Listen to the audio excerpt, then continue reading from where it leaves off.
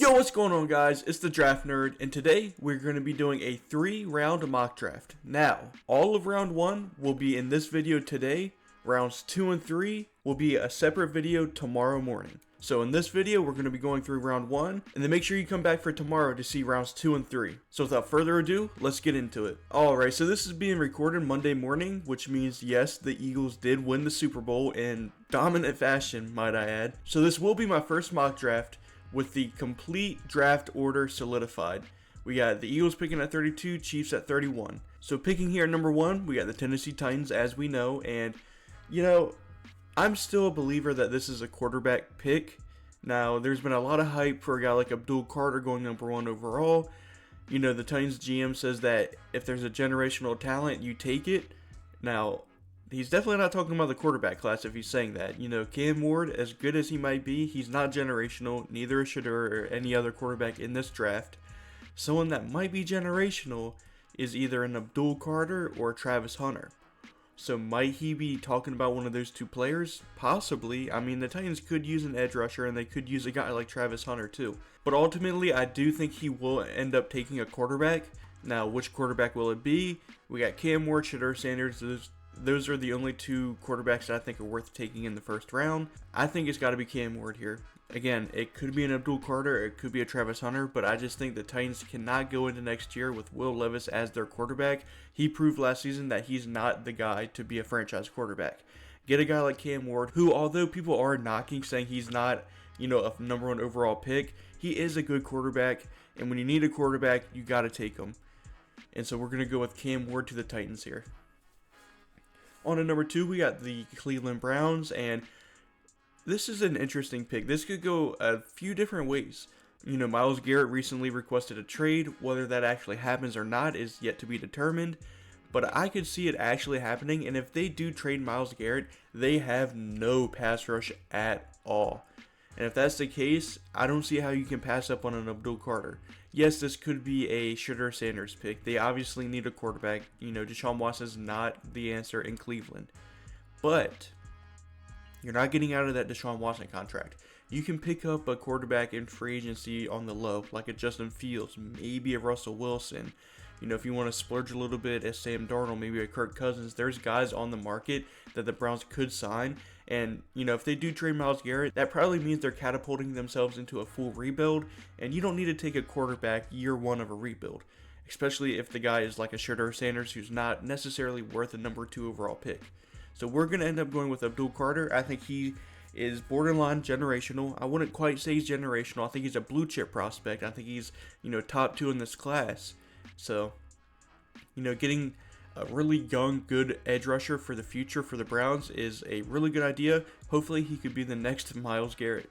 On to number 3, we got the New York Giants, and I know I was just talking about how Shedeur Sanders isn't worth the 3rd overall pick, but when you're as desperate as the Giants are to get a quarterback, the owner, John Mara, said that he's tired of losing and he wants to win now, and he's basically alluding that this is Joe Schoen and Brian Daboll's last season to make it work, and they have yet to been able to pick their quarterback. You know, they've been stuck with Daniel Jones and Drew Lock for the past 2-3 years. So if they have their chance to get their quarterback, whether it makes sense for the Giants' future or not, they're going to do it because they're going to want to save their jobs. So I think Shedeur Sanders is most likely the pick here if he falls to number 3. Now, if I was the Giants GM and, you know, my job was somewhat safe, I would not be going Shedeur Sanders here because he's not worth the 3rd overall pick. I would be going with a Travis Hunter, a Mason Graham, Tetairoa McMillan, a guy like that. But I think that the Giants front office is extremely desperate to get their quarterback in the building. They're going to end up taking Shedeur Sanders. So we're going to go with Shedeur Sanders here, number 3 overall to the Giants. Moving on to number 4 here, we got the New England Patriots, and they could go a few different ways here. They could go with offensive line. You know, they need to protect Drake May. Is that a Will Campbell, who is listed as a tackle, but a lot of people think he's going to be a really, really good guard in the NFL? I think he could stick at tackle. I think whichever team drafts him should at least try him at tackle to see how he does, but in all likelihood, he's going to be a really good guard in the NFL. Do you want to take that at number 4 overall? Maybe not. You know, the best pure tackle who's most likely going to be a tackle in the NFL is a Josh Simmons. Is he worth a number 4 overall pick? Probably not. So we're not going to look to go offensive line here. I think we got to go with a Travis Hunter. You know, Tetairoa McMillan, they need a receiver desperately. Travis Hunter can play receiver and he can also play corner. If the Patriots draft him, I would assume they would play him more at wide receiver and then he can moonlight at corner. Although I always felt like that, seemed a bit weird to like be a part-time cornerback but a full-time receiver. I think the other way is a little bit more seamless of a transition, be a full-time cornerback and then be a part-time receiver. But if the Patriots draft him, they need a receiver, they need a weapon for Drake Maye to throw to way more than they need a cornerback. So it's also possible that they just say, screw it, he's not a cornerback, he's going to be a full-time receiver. Either way, Travis Hunter is a super talented player, so the Patriots are going to be chomping at the bit. They could also go with the Tetairoa McMillan too if they just want a pure receiver and they think he's a better receiver than a Travis Hunter. There's a lot of different ways the Patriots could go here, but I'm going to end up going with Travis Hunter to play receiver full-time for them, and then if they need him to, he can play part-time cornerback as well. Moving on to number 5 here, we got the Jacksonville Jaguars, and the most popular pick here is either Mason Graham or a Tetairoa McMillan, maybe a Will Campbell. A lot of people, including myself, really liked Will Johnson here, but it seems like Will Johnson's falling, in NFL boards. He's more of a top 10 pick than a top 5 pick now, and I'm going to be basing this mock draft a mixture of what I would do personally, but also trying to keep it realistic, thinking of what the NFL teams would do as well. And so with the Jaguars here, I just think the opportunity to build one of the best defensive lines in all of football is way too enticing.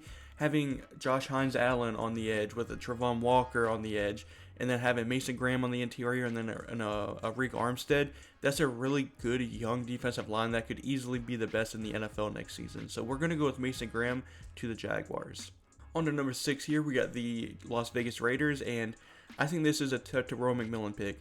Jakobi Meyers, after the Davante Adams trade, was forced to be a wide receiver 1. And I know Brock Bowers was, the main target in that offense. But as far as receivers go, Jakobi Meyers was forced to be that receiver 1.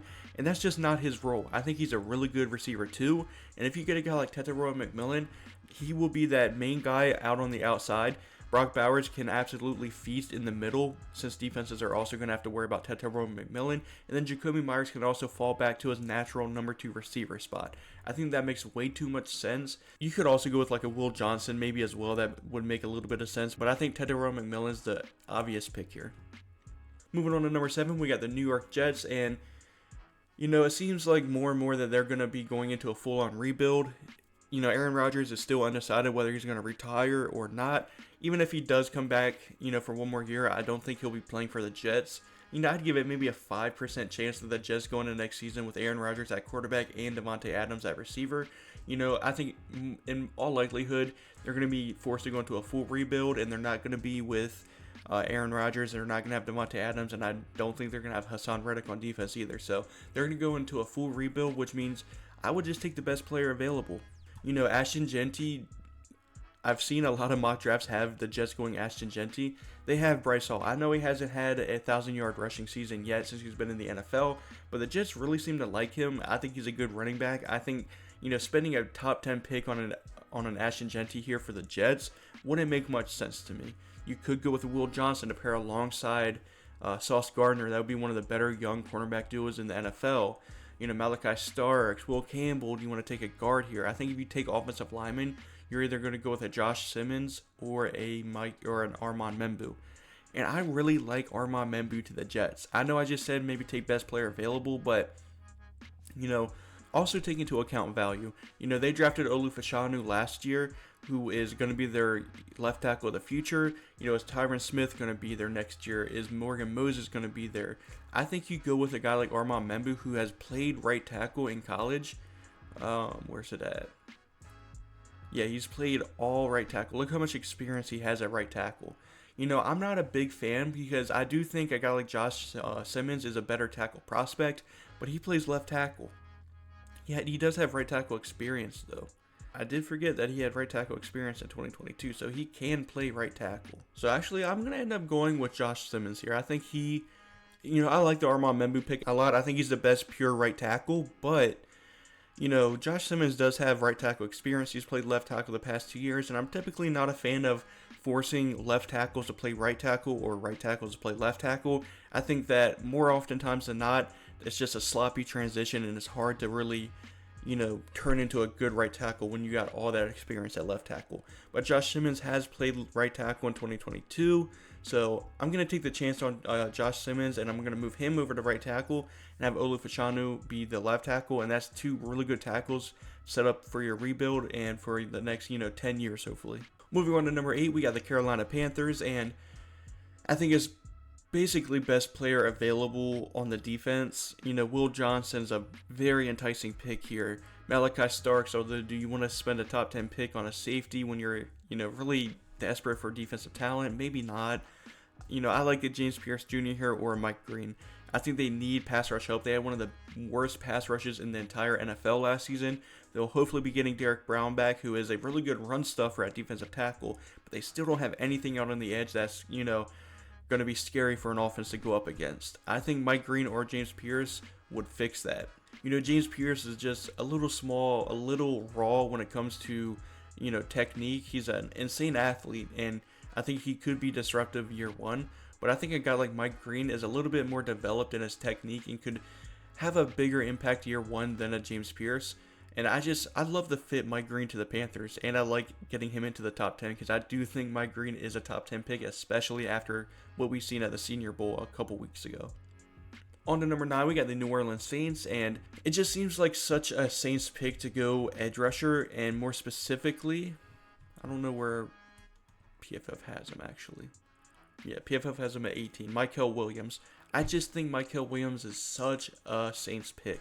He's a bigger guy at 265 pounds, 6'5", and Georgia played him a little more differently than I would have. They had him playing a lot of like over the tackle 4-eye. I think they show us snap counts here. Yeah, look. They played him a lot over the tackle. I want him to play almost majority outside the tackle, which he did play a good amount at, but I want him to be a full-time edge rusher outside of the tackle and just pinning his ears back and getting after the pass rusher. And I think that is exactly what the Saints need. So we're going to go with Mykel Williams, number 9, to the Saints. On to number 10, we got the Chicago Bears, and I'm going to switch things up a bit. I don't know how this will be perceived by Bears fans, but, you just hired Ben Johnson to be your head coach. He's an offensive line and running back guy. He wants to be able to run the ball. And with a guy like Ashton Jeanty on the board here at 10, I think it's a very possible pick. Trey Smith, the guard for the Chiefs, is a free agent.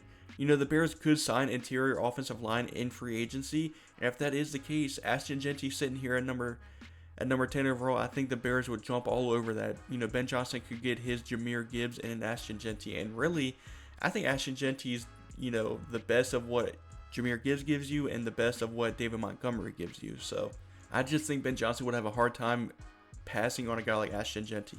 And not to mention, the Bears have, I believe, they have 2 second-round picks and a third-round pick. So, they could get a good guard or maybe even 2 good guards in round 2. So, we're going to go with Ashton Jeanty here, and hopefully we can get a couple good offensive linemen in round 2.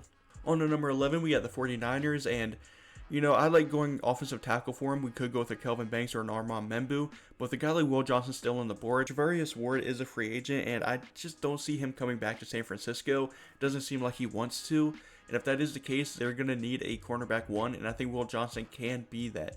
I know apparently the NFL has questions about his long speed and his ability to play in man coverage, but he did play hurt last season. He wasn't fully healthy much at all last season.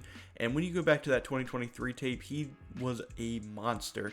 I don't necessarily have problems with his long speed. Don't think he's the best athlete in the world. Not really. But I think his long speed is good enough to, hold up in the NFL playing man coverage. So I would be willing to take him top 5. But it seems like the NFL is a bit lower on him, which is why he slid to 11. But I think if the 49ers see him on the board still, they're going to take him 100% of the time. On to number 12 here, we have the Dallas Cowboys, and oh no, Ashton Jeanty's not on the board, which is what everyone goes for the Cowboys, so we're going to have to look to go elsewhere. And when I see a guy like Luther Burden still on the board, I want to take him 100% of the time. CeeDee Lamb is amazing. He's one of the best receivers in the NFL, and Jalen Tolbert did good at being that wide receiver 2, but I think he's more of a wide receiver 3 if we're being honest. Getting a guy like Luther Burden to pair alongside CeeDee Lamb, That gives Dak Prescott a lot more flexibility to be able to spread the ball around the field and not just hyper focus on a CeeDee Lamb, which, you know, defenses are going to be double teaming. So if you get Luther Burden, maybe they can't double team CeeDee Lamb as much, and it just opens up the offense a little bit more.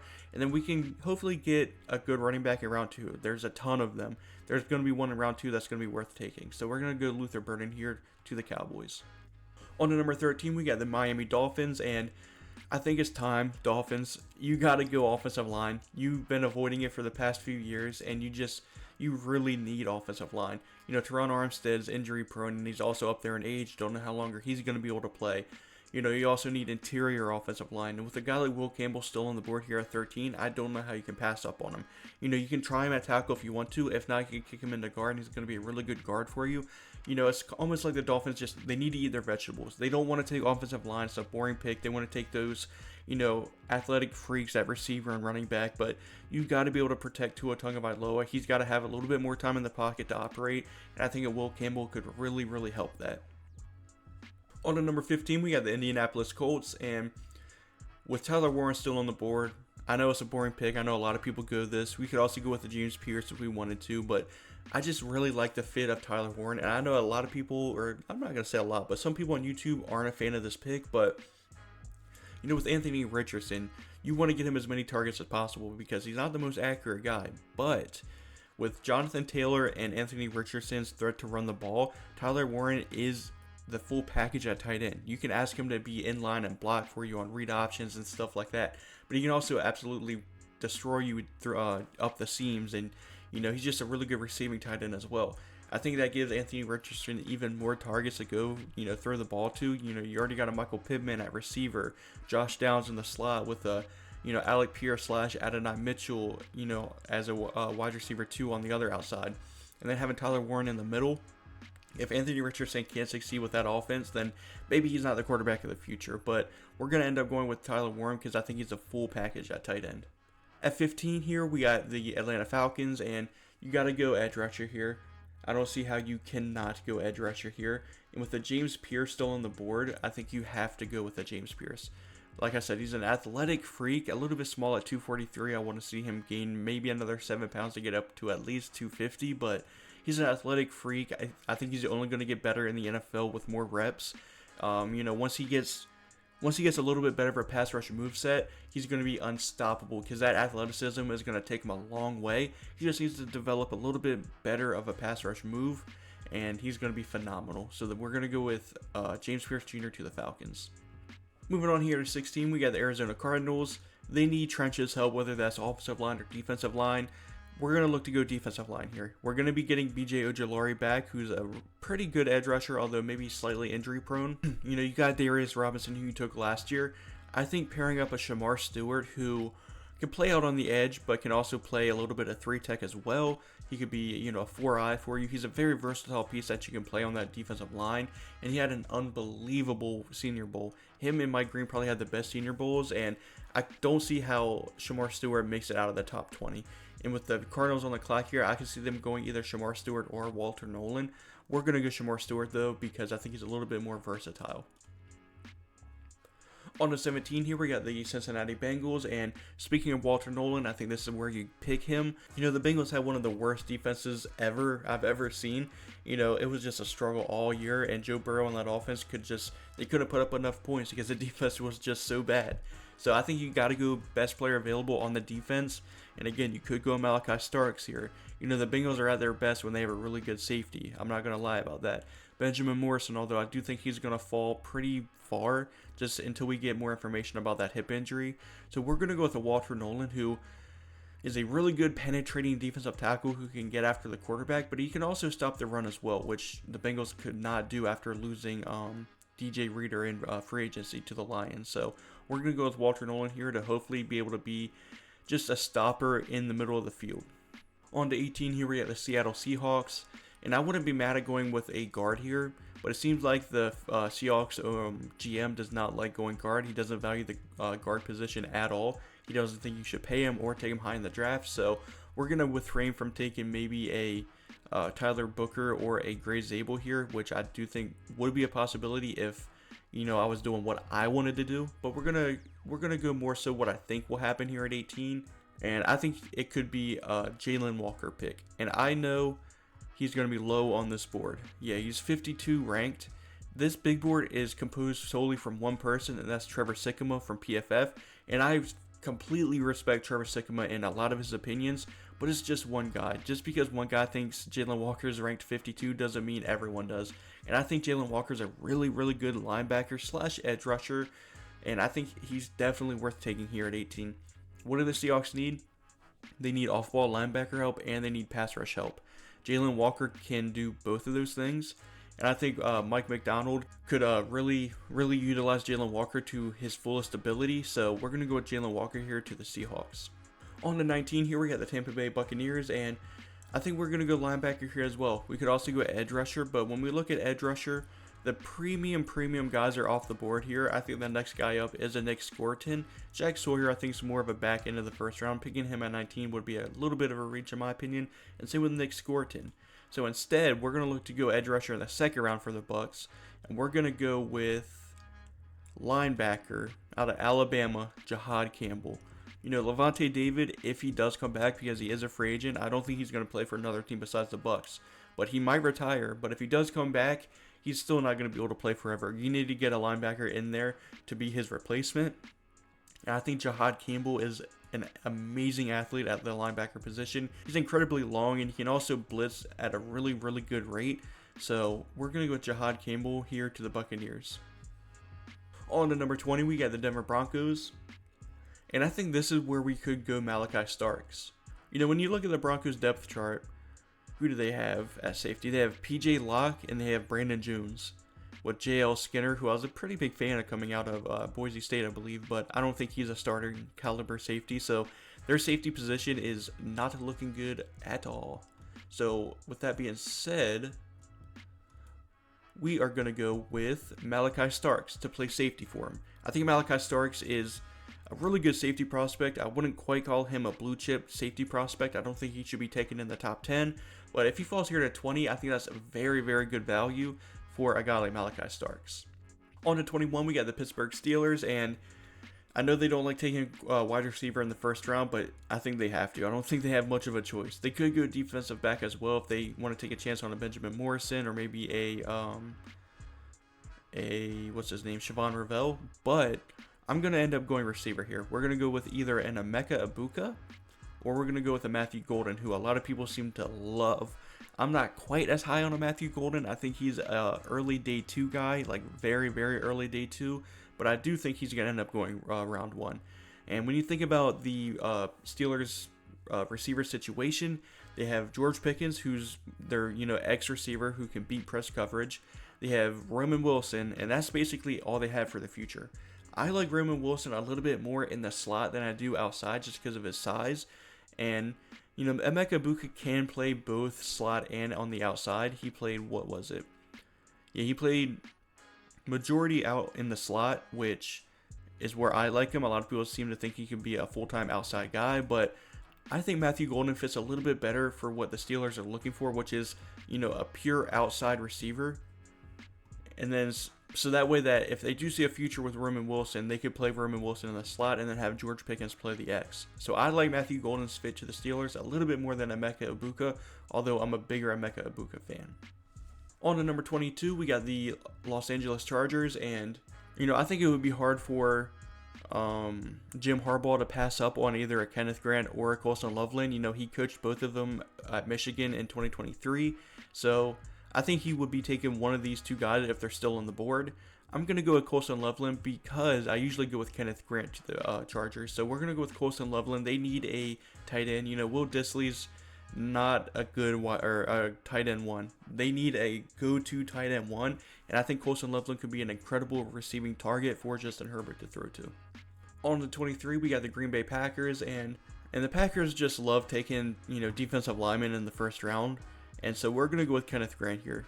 If you look at the Packers depth chart, TJ Slaton's a free agent. Rashawn Gary hasn't been the same guy.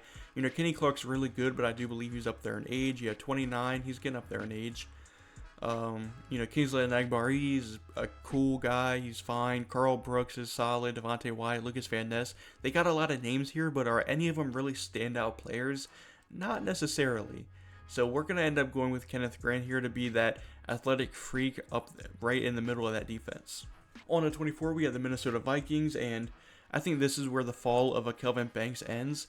You know, they need guard help, and although I do think Kelvin Banks could definitely, survive out on the outside at left tackle, I think he could be a really good guard prospect. Same with a guy like Will Campbell. You know, you could also go with Armand Membu here, but ultimately, when you look at the Vikings depth chart, you see that Dalton Reisner, as I believe how you pronounce it, is a free agent at right guard. Brian O'Neill is also a little bit older. He's not a free agent, but he is about to be going into his age 30 season. So that's about when offensive tackles start their decline. So if you draft Kelvin Banks, he could play right tackle right away and replace up Dalton Reisner. And then eventually, once Brian O'Neill becomes a free agent, he could move out to right tackle. So I'm actually, now that I'm actually thinking about it, Armand Membu's still on the board, and he's more of a right side offensive lineman. You know, he's played right tackle through and through, but he could also project a right guard. I think Armand Membu might be the better fit here. You know, I usually pre-do a mock draft, and then I kind of feed off of that. And on that mock draft, I had the Vikings going with Kelvin Banks. But now that I see Armand Membu on the board, I think he makes a little bit more sense because he's more of a right tackle. Kelvin Banks played left tackle. Armand Membu could play right guard and then eventually move to right tackle, and it'd be more of a seamless transition for Armand Membu than I think it would be for Kelvin Banks. So we're actually going to go with the Armand Membu here. Moving on to 25, we got the Houston Texans, and Tank Dell, I do not think is going to be ready for the beginning of the next season with his broken leg. Stephon Diggs is a free agent, so really all they have is Nico Collins. They went from having one of the better receiving corps in the NFL last season to having, maybe one of the worst if they don't re-sign Nico Collins. I like John Mechie a lot, but I don't know if I like him as a starter. If we go Emeka Egbuka, he could, be a really good slot receiver, and then once Tank Dell comes back, they can try Emeka Egbuka on the outside, since a lot of people say he can play on the outside. So we're going with Emeka Egbuka to give CJ Stroud a little bit more talent to throw to if they don't re-sign Stephon Diggs. On to 26 here, we got the LA Rams, and I think this is where the Kelvin Banks Jr. slide ends. Alaric Jackson's a free agent. They're at left tackle. Rob Havenstein is at right tackle, who is also up there in age, but has been playing pretty good football. Kelvin Banks could be that Alaric Jackson replacement if they don't want to re-sign him, or if they do re-sign him, Kelvin Banks can sit a little while and then maybe transition to right tackle once Rob Havenstein is a free agent. Either way, I think Kelvin Banks is the pick here to either play year one in replace of Alaric Jackson, or play in year two in replace of Rob Havenstein.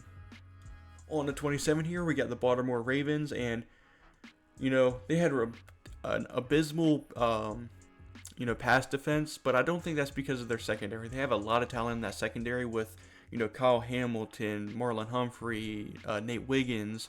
Like, they have talent in that secondary. I think it was more so they couldn't create any pressure. And if that's the case, with Nick Scourton here on the board, I think Nick Scourton, if he drops a few pounds, when he was at Purdue, I believe he was at more of a 275 weight, and he was amazing. He put on a little bit of pounds to play at A&M, and he wasn't as good. So I think if he drops a few pounds, he could, turn back into that Purdue Nick Scourton, who was, in my opinion, a top 10 pick. So, with him still on the board here at 27, I think the Ravens would be jumping up and down to get a guy like Nick Scourton to help their pass rush.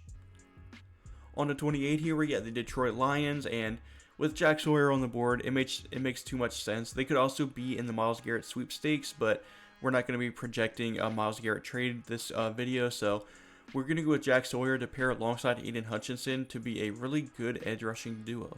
On to 29 here, we got the Washington Commanders, and although the Commanders had an amazing season last year, they have a lot of holes on that team.